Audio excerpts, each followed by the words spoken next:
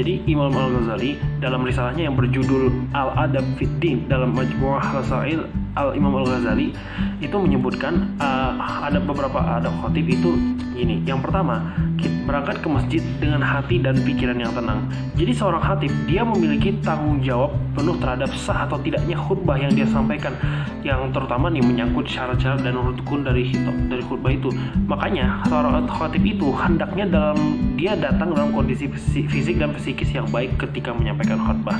Kemudian yang kedua, dia terlebih dahulu harus sholat sunnah dan kemudian duduk dengan hikmah. Jadi ketika masuk masjid dia langsung sholat sunnah. Jadi dia jangan lagi harus berbincang-bincang dengan orang di sekitarnya, kecuali kalau memang sangat urgent atau sangat harus terpaksa berbicara dengan orang di sekitarnya. Nah, kemudian yang ketiga, melangkah menuju mimbar dengan rasa terhormat seakan-akan hendak mengatakan sesuatu kepada Yang Maha Perkasa. Nah, poinnya di sini seakan-akan hendak mengatakan sesuatu kepada Yang Maha Perkasa. Jadi, ketika seseorang menjadi khatib, dia harusnya sudah merasa percaya diri dengan tugas yang dijalankan, karena seorang khatib itu sedang menjalankan tugas keagamaan yang sangat penting dan terhormat. Karena kita tahu bahwa hari Jumat itu adalah hari yang sangat diagungkan. Yang keempat, naik ke tangga mimbar dan berdiri di mimbar dengan khusyuk dan sambil berzikir. Jadi sebelum khutbahnya dimulai, dia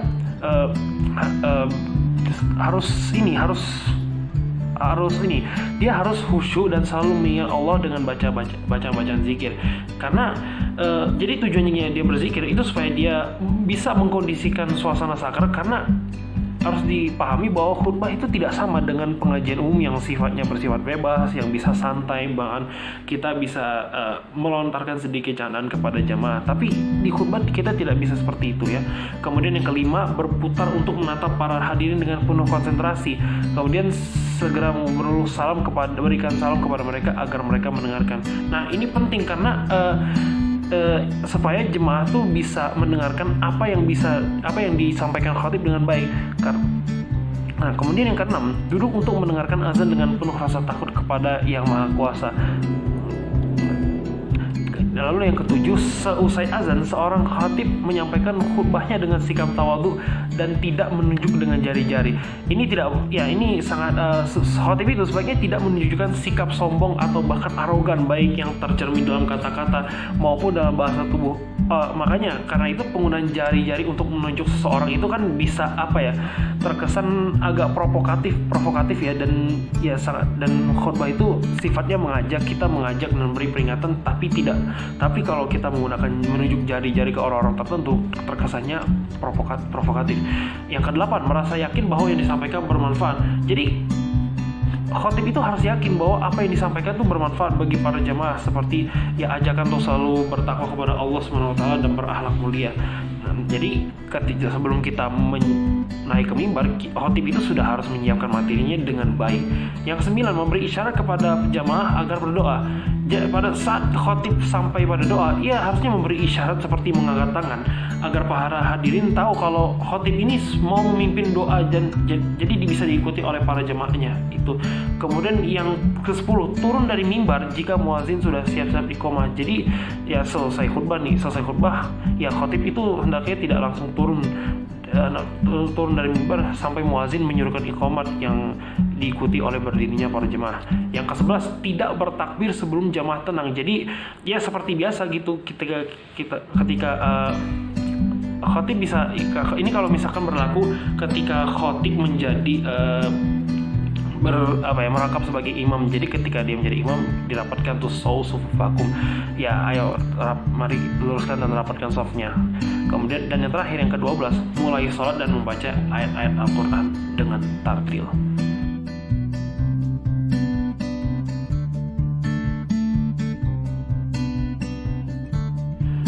Ketika jamaah Jumat, ketika khutbah, yang pertama, jemaah itu harus berangkat dari rumah ke dalam keadaan berwudu ya. Kemudian yang kedua, berangkat lebih awal. Kemudian sebelum duduk dia harus melakukan sholat, dianjurkan untuk melakukan sholat tahiyatul masjid terlebih dahulu. Kemudian yang ketiga, menjawab salam dari khatib. Seperti biasa ya, kalau ada orang yang mengucapkan salam maka kita wajib menjawabnya, dan kalau bisa ucapkan saja dengan keras gitu. Nah, kemudian yang keempat, menjawab kumandang azan dan kemudian berdoa setelahnya. Yang kelima, saat khatib bersalawat, hendaknya kita juga bersalawat kembali. Nah, kemudian yang keenam, kita dilarang duduk dengan memeluk lutut ketika khutbah, karena dikhawatirkan ketika kita memeluk lutut dengan khutbah kita dan lalu kita tertidur, itu dikhawatirkan wudunya batal. Kemudian kita tidak dilarang untuk berbicara dan mengobrol dengan orang sekitar. Lalu yang kemudian kita dilarang bermain-main ketika khutbah. Kemudian kita ketika ada jemaah atau orang-orang di sekitar kita yang gaduh, kita jangan ngomong mengeluarkan sepatah kata pun ke dia, ya cukup beri isyarat saja untuk mendiamkan jemaah yang gaduh tersebut. Masih berkaitan dengan ketertiban saat khutbah. Kemudian kita tidak perlu menjawab salamnya orang lain, atau kemudian misalkan kita tidak perlulah menjawab orang yang bersin kemudian kita membalas, kita juga nggak perlu gitu membalas salaman atau jabat tangan dari orang lain gitu kan. Nah, yang berikutnya, kalau misalkan kita datang terlambat, maka tunaikan salat tahiyatul masjid. Nah, yang selanjutnya adalah kita harus berniat untuk mengaktualisasikan pesan dari khatib, karena inti dari ibadah Jumat itu adalah untuk memperbarui keimanan kita kepada Allah Subhanahu wa taala. Dan yang terakhir adalah mengimani doa dari khatib.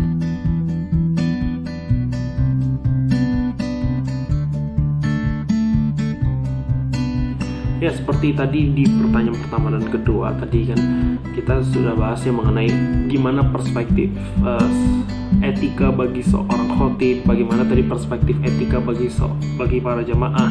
Dua-duanya harus saling bersinergi. Tujuannya jelas, tujuannya untuk menciptakan suasana ibadah Jumat yang khusyuk, yang tenang, yang sehingga kita benar-benar memfokuskan hati dan pikiran kita untuk hanya kepada Allah Subhanahu wa taala, dan kita bisa fokus untuk memperbaiki kembali dan memperbaharui kembali keimanan kita kepada Allah Subhanahu wa taala. Seperti misalkan tadi jemaah itu harus diam, dia jangan mengobrol, jangan mengeluarkan sepatah kata pun. Kemudian imam ketika datang dia harus memperbanyak zikir. Kemudian kalau bisa jangan ngobrol kepada orang-orang sekitarnya, kecuali kalau memang terpaksa atau memang sangat-sangat perlu ya. Makanya ini kan menunjukkan bahwa etika bagi khutbah Jumat bagi seorang khatib maupun para jemaah itu dua-dua harus saling bersinergi gitu. Dua-dua sangat penting, dan tadi ya saling bersinergi untuk menciptakan ibadah Jumat yang sakral bagi kita semua.